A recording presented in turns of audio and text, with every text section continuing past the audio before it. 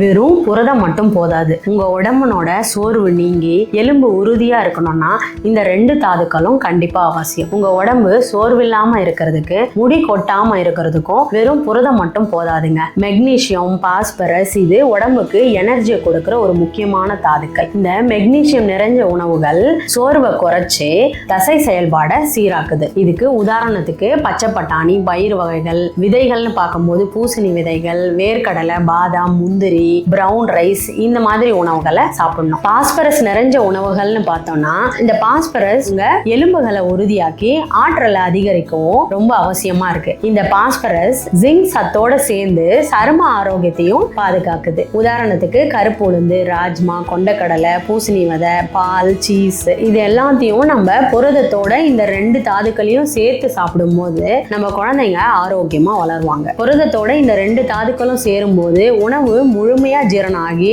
உடல் சோர்வு நீங்கி எலும்புகள் பலம் பெறுது.